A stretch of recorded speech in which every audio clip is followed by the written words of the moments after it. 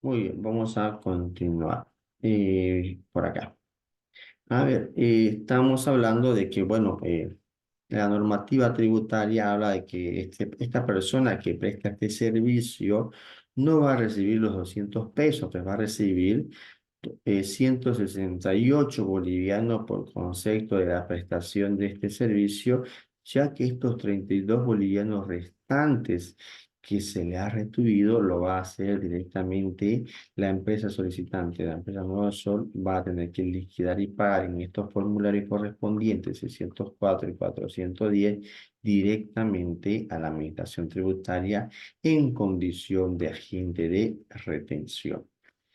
Ya que este señor, el plomero, ¿no? El plomero no lo va a poder hacer directamente porque él no cuenta con un número de identificación tributaria y mucho menos por nada más está imposibilitado de emitir una nota fiscal. Ese sería el procedimiento normal, pero a veces esto no ocurre en la vida real, o sea, lo que vemos nosotros el día a día, ¿no? Dentro de los trabajos de las empresas. ¿Por qué? Porque a veces nos tropezamos con el problema de que el plomero me dice, ¿sabe qué? Los 200 pesos es lo que yo le estoy cobrando y lo que me voy a llevar a mi casa prácticamente. Yo no sé nada de impuestos, los 32 pesos, válgase yo no estoy de acuerdo. Y a veces las empresas, lógicamente, por la emergencia y demás, bueno, acceden de esta forma y consideran ellos asumir el impuesto, ¿no?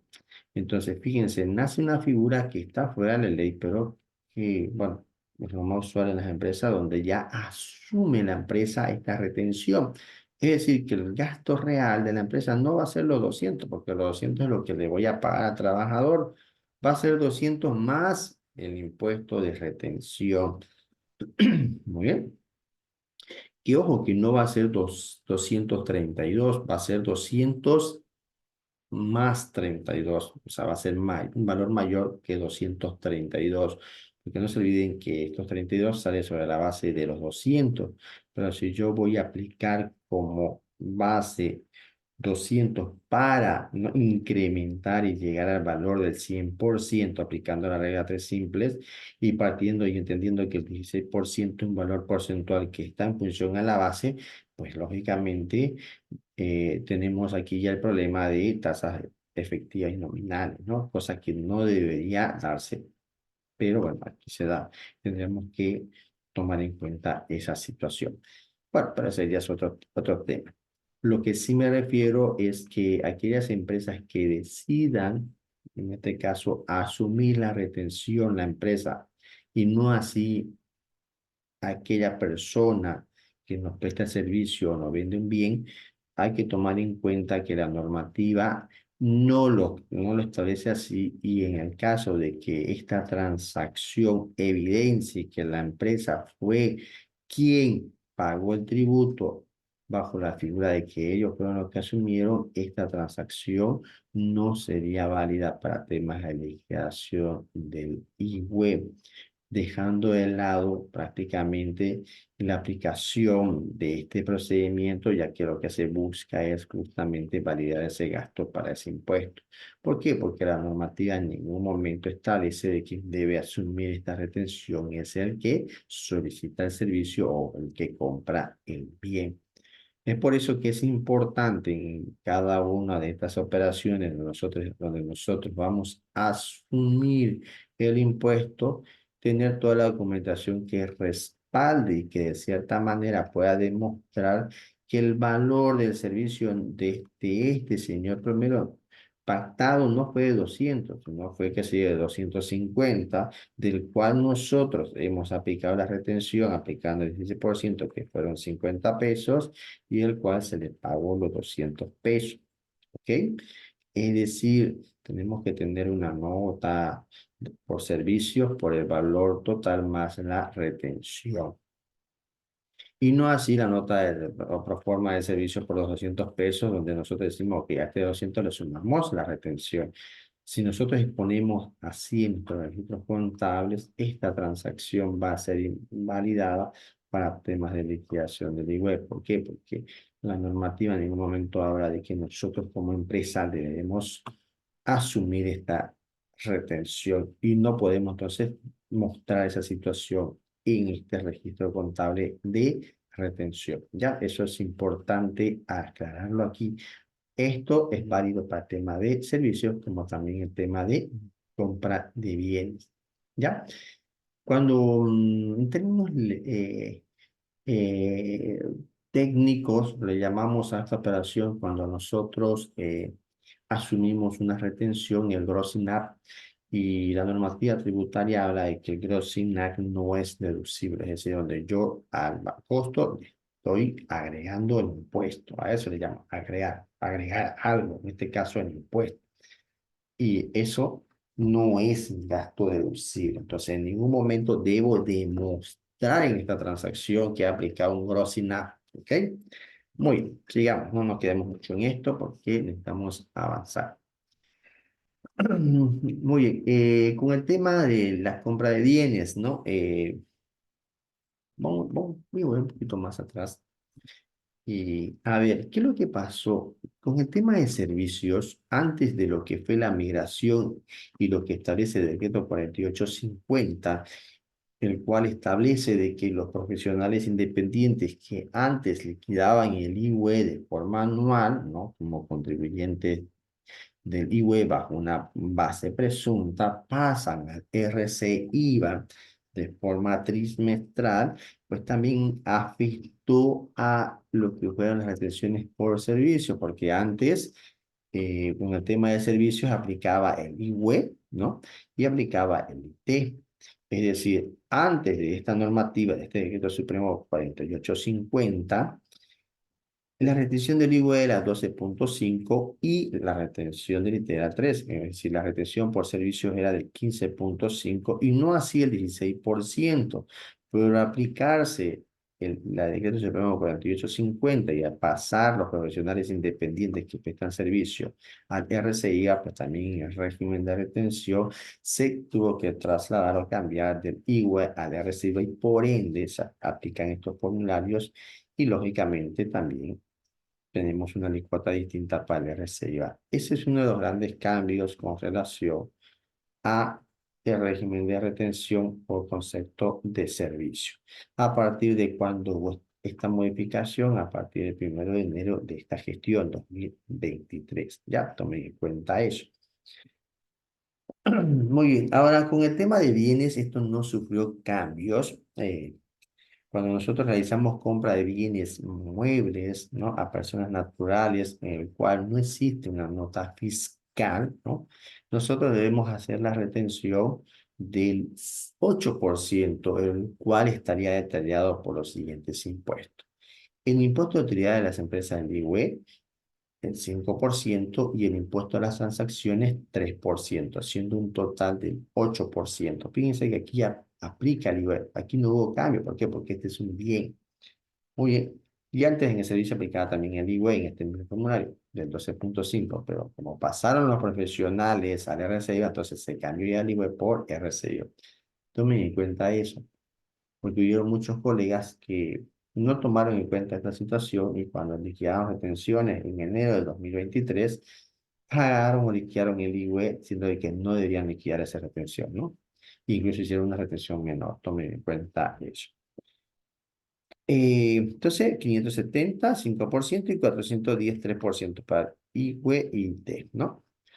Muy bien, ejemplo, aquí tenemos en la empresa Nuevo Mundo Sociedad Anónima, compra a Juan Pérez una silla por un valor de 150 pesos y por esta venta, que es una venta eventual que realiza este señor, no emite la factura, entonces nosotros como Nuevo Mundo Sociedad Anónima debemos proceder al régimen de retención, es decir, hacer una retención total del 8% sobre la base de los 150 que estaríamos comprando, pues, ¿no? Haciendo mención de que si yo aplico el 8% a los 150 estaríamos hablando de estos 12 bolivianos que yo estaría reteniendo. ¿Muy bien? Bueno, eso es como el tema de servicio, de bienes, me ha hecho bienes muebles, ¿no? En realidad, en eso consiste este tema de regímenes, ¿no? El régimen de retención. ¿Qué más? Por el tema de alquileres, intereses y otros similares. A ver, Se realiza por pagos efectuados a personas naturales no respaldadas con alguno de los siguientes documentos, es decir, una nota fiscal, por ingresos de alquiler de bienes muebles, automóviles, vajillas, computadoras, sillas, etcétera, etcétera, etcétera, ¿no? Recibos de alquiler por ingresos de alquileres de inmuebles, casa, departamento, terrenos y demás.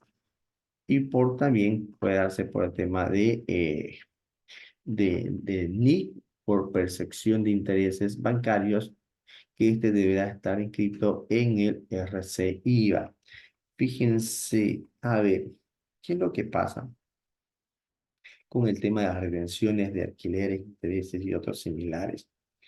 En la primera figura que hablamos sobre el tema de ingresos por alquileres de bienes muebles, automóviles, vajillas, computadoras.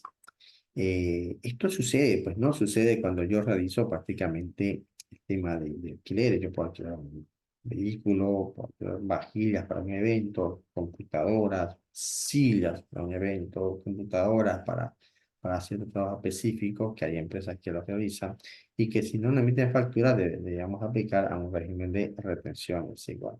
También tenemos una segunda situación con relación a recibos de alquiler, ¿no? Por conceptos de ingresos de alquiler de inmuebles, ¿no? Como casa, departamento, terreno. También se puede dar en el caso de que yo alquile un inmueble y no me emitan una nota fiscal, debería también aplicar el régimen de retención.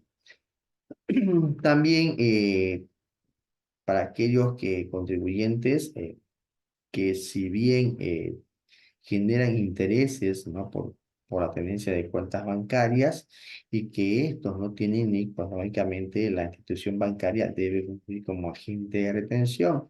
Fíjense que, por ejemplo, las entidades bancarias, cada fin de mes cuando hacen corte, ellos de cierta manera nos pagan un interés, siempre y cuando nuestra cuenta en ese banco sea una caja de ahorro. Nos pagan un interés muy, muy bajo, pero bueno, al final es algo que ellos lo van a distribuir. Ese valor de intereses, no, bueno, que me corresponde a mí, me lo abonan, me lo acreditan a mi cuenta bancaria.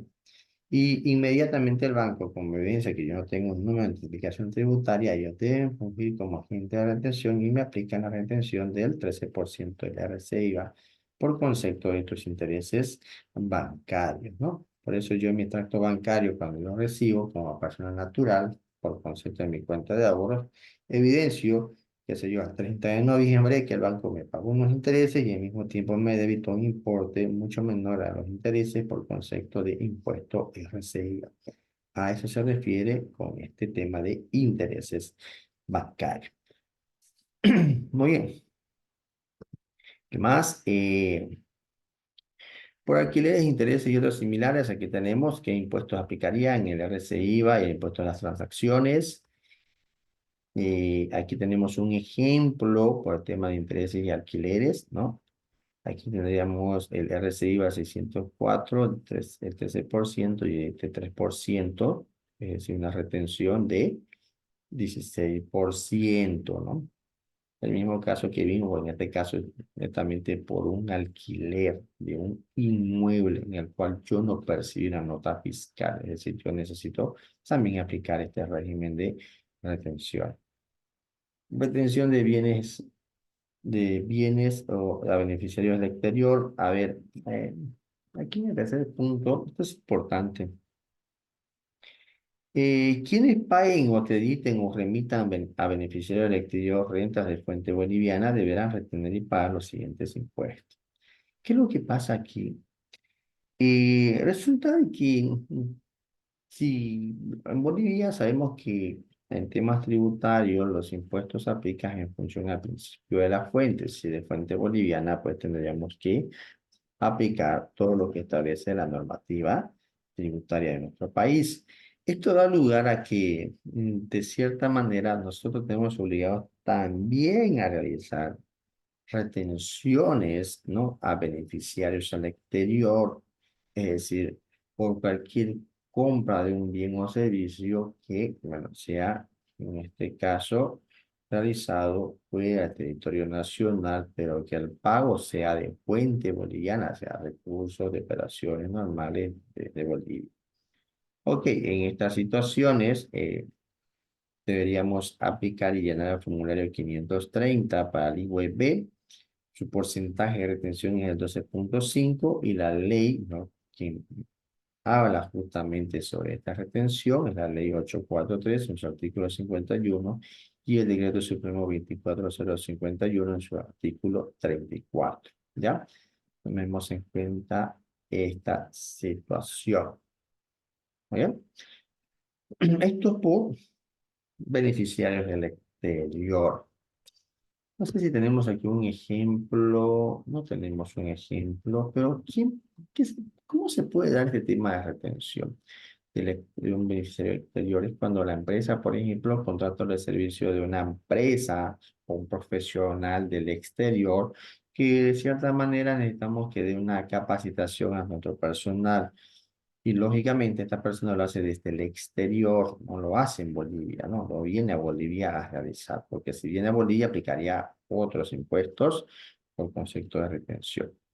Ok, porque ojo, hay que tomar en cuenta que hay una gran diferenciación. Este señor está en el exterior, ok, por eso aplica el IUB, porque él está fuera del territorio nacional y está brindando servicios a la empresa boliviana y el pago, lógicamente, que se le hace por esos servicios es de fuente boliviana. Por eso aplica el formulario 530. En el momento en que yo haga la remesa al exterior, debo hacer esta retención del 12,5. Aquí es donde nace el Grosinac. Porque explicarle a una persona al exterior que sabes que, mira, si vos me cobras $1,000, te tengo que cobrar o hacer la retención de 12,5% por concepto de retención, ya que mi país me obliga, siendo tú un ciudadano extranjero y estando lógicamente posicionado en otro país, bajo el principio de territorialidad no debería aplicar, pero lógicamente bajo el principio de fuente sí, porque de fuente boliviana. Y bueno, a personas del exterior va a ser un poco más complejo poder explicarle que las leyes bolivianas tienen un clase internacional, ¿no? Imagínese allá esa persona. ¿Cómo voy a pagar yo impuestos bolivianos? Porque en realidad le estoy diciendo que te voy a retener. Tú tienes que pagar impuestos. Entonces, no, pero, o sea, yo soy, qué sé yo, español. Yo no, ¿cómo voy a pagar impuestos en tu país que ni siquiera estoy allá, digamos, ¿no? Estoy aquí, desde acá. Pero las leyes bolivianas están. Entonces, también trata de hacer entenderse que firmamos un contrato no por $1,000, sino por $1,350 para poder como demostrar la transacción por un valor mayor para poder reflejar la retención. También va a ser un poco complicado con una persona del exterior, pues, ¿no? Porque la persona exterior va a decir, oye, te estoy cobrando $1,000, no 1,350, o tú me quieres hacer firmar un contrato de 1,350. No, lo que pasa es que hay que hacer una retención y explicar todo eso puede ser un poquito más complicado, pues, ¿no?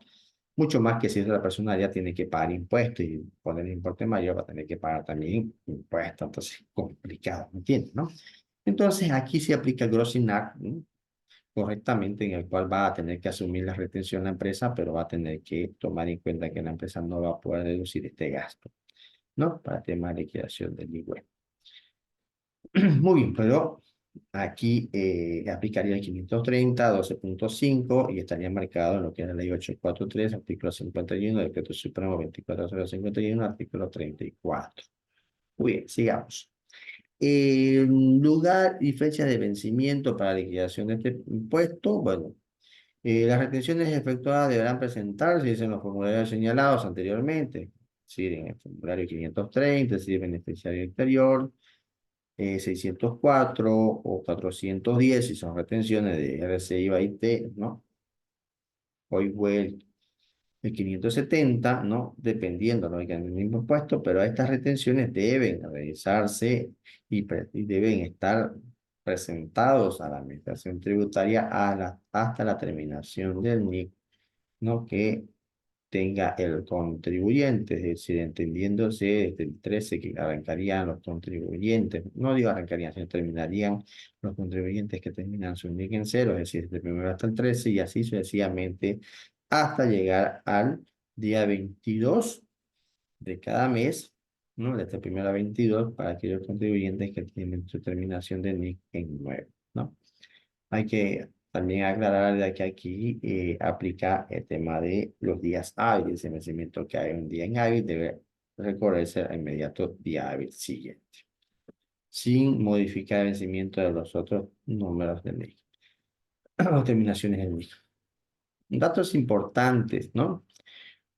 Todas las retenciones que se efectúen por parte del contribuyente durante el mes deben ser consolidadas en una sola declaración jurada para su posterior declaración y pago en las fechas establecidas, ¿no? Es decir, se debe consolidar y hacer solamente una declaración jurada. Si la fecha de vencimiento cae un día inhábil, esta se trasladará al día hábil siguiente. Las retenciones al personal dependiente tienen un tratamiento diferente al expuesto en el presente documento. Es decir, no hay que confundir los dependientes, los trabajadores en condición de dependencia no aplican a este impuesto o a este régimen de retenciones, porque ellos tienen un impuesto específico. ¿Ok? Muy bien. ¿Qué más? Aquí entramos a un caso práctico. Aquí vamos a ver notas fiscales, cómo accedemos al portal SIAC, pero bueno, esto ya lo dejo para ustedes, no lo vamos a ver en esta oportunidad. Ya he dejado de compartir esa lámina. Creo que hemos visto lo más importante. Muy bien, vamos a dejar de lado ya esta unidad. Considero que hemos acabado con el contenido. Eh, si tienen alguna pregunta, duda con relación al régimen de retenciones, yo los invito a que descarguen el contenido de la unidad, lo analicen. Si tienen, siguen teniendo dudas, me preguntan, ¿no? Y ya en función a mi disponibilidad les voy a ir respondiendo, ¿no? Pero sí les voy a responder. Muy bien, jóvenes. Vamos a pasar ahora a lo que es nuestra siguiente unidad, que sería prácticamente el RCIVA como agentes de retención. Bien, estamos prácticamente en nuestra penúltima unidad. Eh, esta unidad que en realidad estaría marcado en un ejercicio práctico. Voy a compartir mi pantallita. A ver, alguien creo que escribió en el grupo de WhatsApp. Ok. A ver,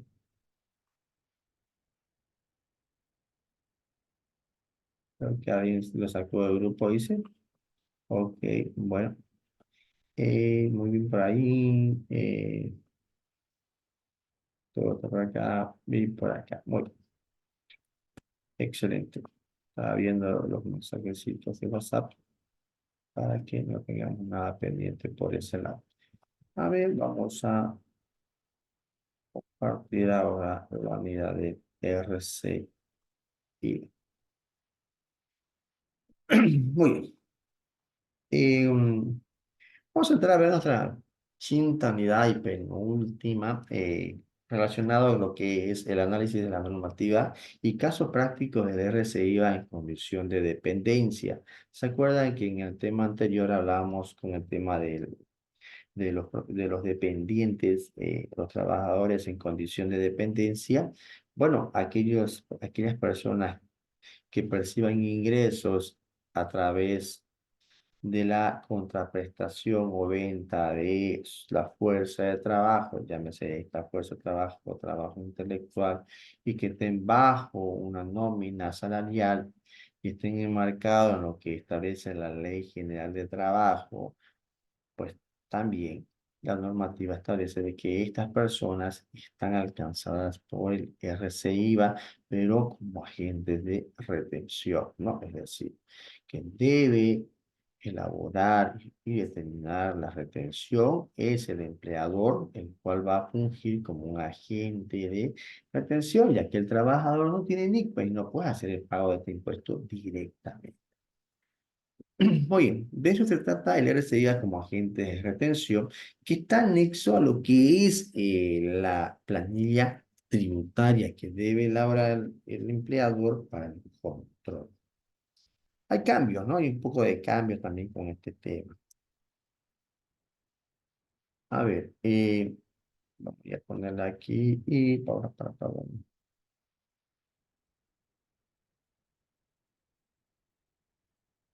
Ok, a ver, no, mostrar, control de reunión, mostrar panel de video, no está bien esto aquí, vacaciones,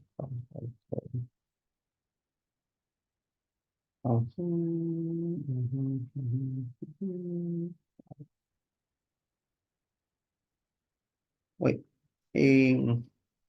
dentro de lo que son los antecedentes del RCIVA, agente de retención, cabe mencionar que este impuesto entra en vigencia a partir del año 1986, ¿no? Denominado RCIVA a través de una promulgación de la ley 843. El RCIVA fue creado en marco de la nueva, le llaman esta el nuevo sistema integrado, ¿no? El nuevo sistema integrado tributario. Ok, en aquel entonces, este impuesto nace pues, prácticamente de la necesidad que Bolivia tenía en lo que era reestructurar todo el sistema tributario boliviano,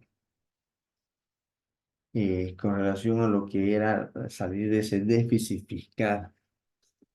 Fíjense que en aquel entonces, como les había comentado en la vida uno, la misión Kenmerer establece una reingeniería del Estado para que Bolivia pueda salir de esa hiperinflación que atravesaba en aquel momento, como lo está haciendo ahorita aquí en nuestro país vecino, Argentina, el nuevo presidente que está también lógicamente implementando unas políticas económicas. Por eso el NPE hace referencia de la nueva política económica, en realidad, que establece esa misión. También estaríamos hablando que lo mismo está haciendo ese gobierno de turno en este país vecino, ¿no?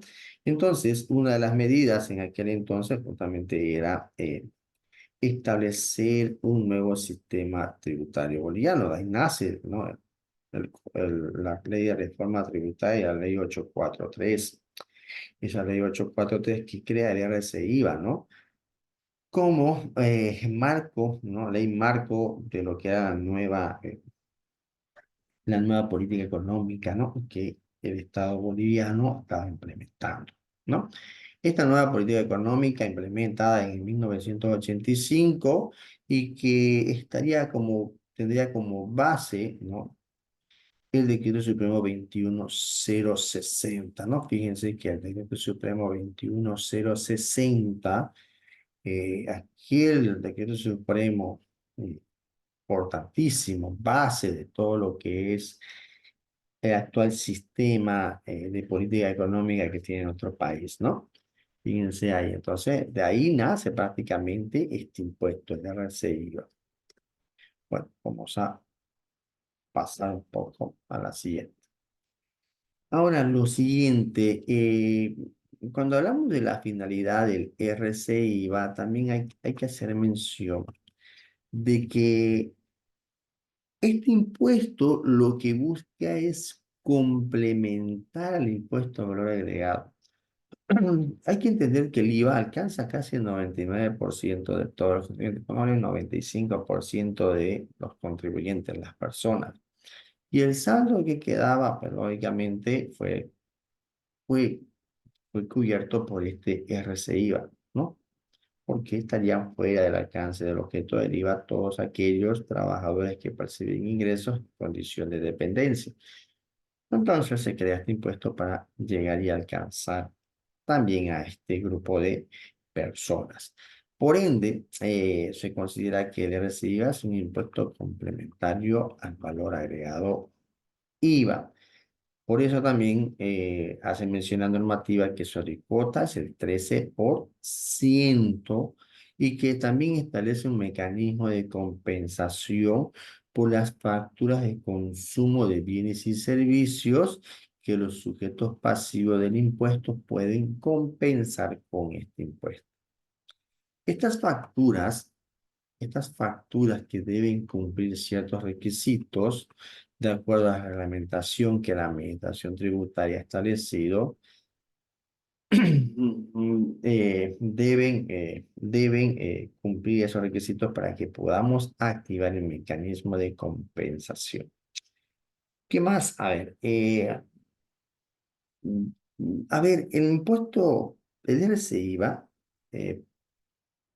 justamente al tener este mecanismo de compensación, nos permite a nosotros, de cierta manera, y la ley así lo establece, que el trabajador dependiente pueda compensar hasta el 100% del tributo establecido de acuerdo a este impuesto. Es decir, que si yo dentro de la terminación del RCIVA establezco que este trabajador va a tener una retención de 1.000 bolivianos por concepto de RCIVA, este trabajador puede descargar con notas fiscales para aplicar el régimen de la compensación entre débito y crédito para no pagar el impuesto determinado. Es decir, cuando esta normativa establece esa alternativa, lo que en realidad busca es que no haya un fin de recaudación.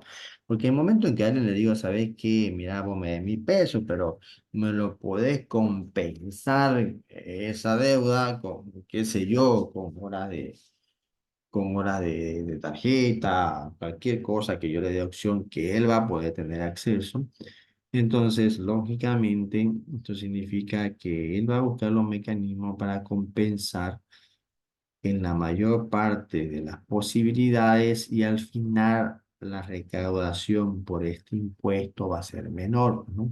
Es decir, la pretensión del RCIVA en realidad no tiene como finalidad recaudar. Si bien hay ciertas recaudaciones, bueno, eso obedece a ciertas cualidades o características particulares de cada uno de los contribuyentes, ¿no? Pero este impuesto, por tener esa compensación del 100%, el espíritu que busca es el poder, de cierta manera, incentivar e influir en la recaudación tributaria del otro impuesto que sería el IVA, ¿no? Ese es su fin. ¿Por qué? Porque cuando un trabajador comienza a demandar facturas, lo que está haciendo es solicitar a aquellas instituciones o entes económicos donde él adquiere productos denominados bienes o servicios que él demandará, va a tener que solicitar notas fiscales, entendiendo que esos entes económicos, al emitir esa nota fiscal, van a tener que incrementar la base del IVA y van a haber una mayor recaudación por concepto de IVA. Es decir, ese es el espíritu del RCIVA, de que de cierta manera haya un incremento en la recaudación del IVA, ya que nos permite a nosotros, como dependientes, compensar hasta el 100% de este impuesto, tomando en cuenta ciertos lineamientos, ¿no? ¿Por qué? Porque ese mecanismo de compensación, si bien así la normativa no lo dice, yo no voy a pretender, qué sé yo, compensar todos los meses con facturas de cerveza, entendiendo de que, qué sé yo, por ahí yo gano 50.000 bolivianos y no quiero pagar ese IVA, cada mes tenga que presentar, qué sé yo, unos 20 o 25.000 bolivianos en descargos de factura y que en todos los meses yo esté presentando, descargando facturas por concepto de cerveza, por decir. Si bien la normativa me dice y me abre el abanico para que yo pueda compensar con cualquier tipo de factura, también no debo caer en la exageración, ¿entiende?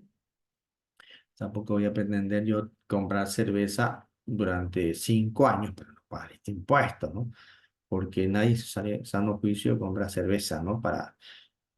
Con los ingresos de su salario para no pagar el impuesto, entendería, ¿no? Yo me voy a tomar una cantidad. Aparte, desde el punto de vista racional, no voy a poder, qué sé yo, consumir toda esa cerveza por un tiempo prolongado. Entonces, eso es importante. Dentro de los procesos de fiscalización que ha hecho la Administración Tributaria, ha evidenciado esas situaciones.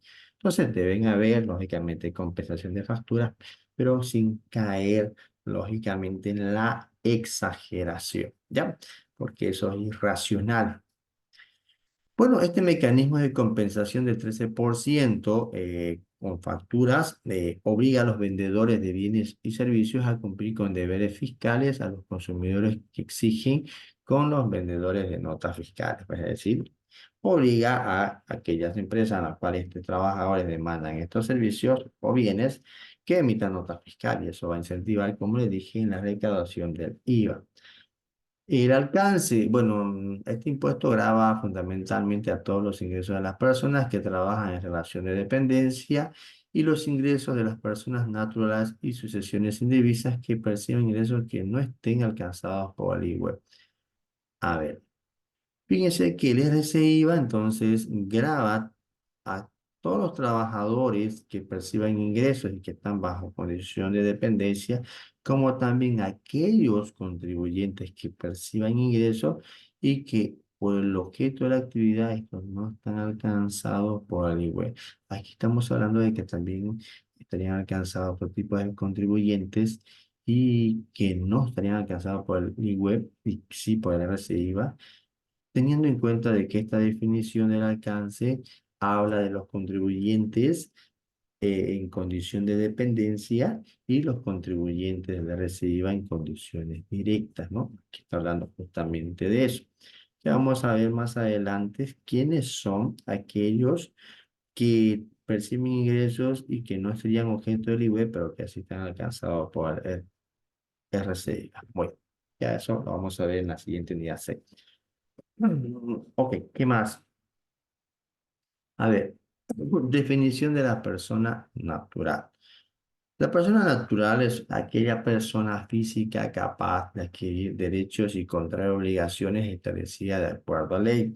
Es decir, la persona natural, de acuerdo a lo que establece la ley, son aquellas personas físicas, es decir, bueno, vamos a decir de la forma más tradicional común, de carne y hueso, podríamos decir, físicas, que de cierta manera existen y que éstas nacen ante la ley y que lógicamente adquieren derechos y obligaciones que la misma ley les otorga. Llámese esto a los ciudadanos bolivianos, ¿no? Que tienen lógicamente una residencia en Bolivia y que de cierta manera han adquirido su ciudadanía nacional, es decir, su carnet de identidad. Porque aquella persona que no tiene un carnet de identidad no existe, pues, ¿no? No puede ser considerada y contada como persona y lastimosamente pierde estos derechos, ¿no? Que le otorga la ley y mucho menos sus obligaciones. Es decir, esa persona no puede tributar, esa persona no puede acceder a los derechos constitucionales, ¿no? Que el Estado brinda, como por ejemplo el acceso a la salud, el acceso a la educación gratuita y demás. Si yo no tengo un carnet de identidad, no puedo considerarme como una persona física, la cual en este caso adquiere derechos y obligaciones. No puedo adquirir derechos porque no soy un ciudadano, porque no estoy registrado, no tengo un carnet de identidad y mucho menos puedo acceder a obligaciones porque tampoco estaría registrado, ¿no? Tomen en cuenta eso. A eso se refiere con esta definición de qué es una persona, ¿no? En este caso, una persona natural. Muy bien. ¿Qué más? Definición de sucesiones indivisas, ¿no? Importante porque la misma normativa también en ciertos puntos habla, ¿no? De sucesiones indevisas en ciertos momentos, y a veces uno lee sucesión indivisa, ¿y qué es sucesión indivisa? Pues no, bueno, aquí lo vamos a definir. ¿Qué es sucesión indivisa? Bueno, son los sujetos que perciben ingresos a partir del fallecimiento del causante hasta la aprobación judicial o voluntaria de la división y participación de los bienes y derechos que generan estos ingresos. Entonces, una sucesión indivisa, desde el punto de vista jurídico, es aquella figura en la cual beneficiarios, ¿no? de una persona titular reciben estos ingresos a nombre de